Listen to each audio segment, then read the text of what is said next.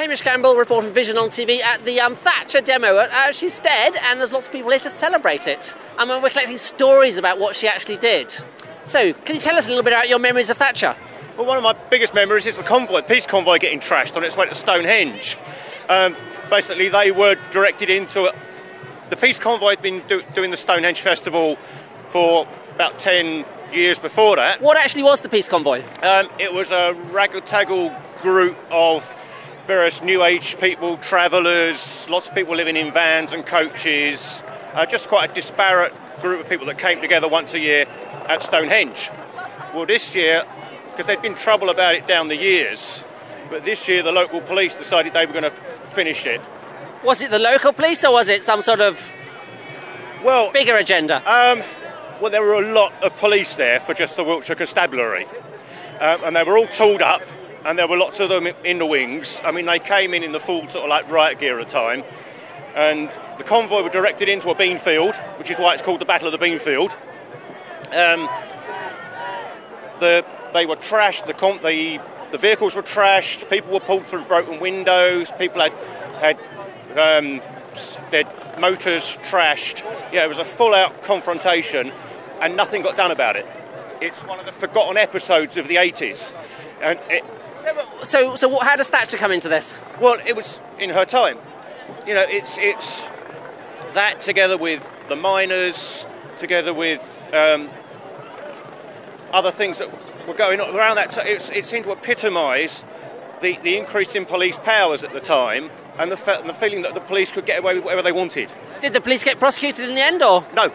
The people moved on from the Beanfield to Savernake Forest, which is an estate owned by a local landowner, and the police were asking if they could come on to finish the job. So no one was prosecuted for it, and it quietly went away. There were rumours that there were what's the press quieting notice? D-notice. Yeah, there were rumours that there were D-notices put on it because it just disappeared out of the media, it disappeared off the TV, and it just disappeared. It's one of those forgotten episodes. Everything focuses on the miners and Orgreave Colliery, but just as much went on with the peace convoy, and there were a whole load of moves to quash. It felt like dissent was being quashed at the time. There was a whole alternative, healthy lifestyle, and it was just utterly destroyed by, I think that was probably the main action that destroyed it. Yes, it was, yeah. So how were you involved in this alternative? I was kind of around the edges of it. I'd been to the Stonehenge Festival a few times. I was kind of just around the buzz of it, and... So tonight, how do you think this party here will end? Wet, I think. No, I think it should just... like all these things, slowly it's going to peter out. You know, if she'd chosen some better weather, it would have been nice. But yeah. So positive view of the future post Thatcher. What do you think we should do? Well, I think we're still sort of like seeing the consequences of her policies. I mean, especially some of the towns up north where the industry was just destroyed.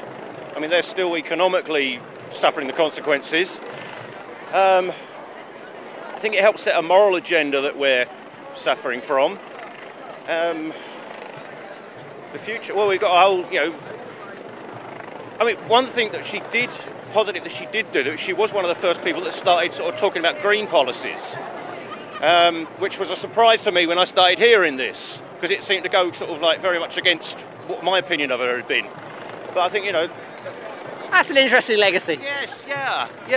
Okay. But we've got to go a lot further with that, and everyone's just sitting on their hands at the moment. So, thank you very much. You're welcome. Okay, so that was Maggie and the Battle of the Beanfield. Do a search on the internet. There's lots of great photographs and things all about it. It was an awful thing that happened during the 1980s. Hamish Campbell reporting Vision on TV.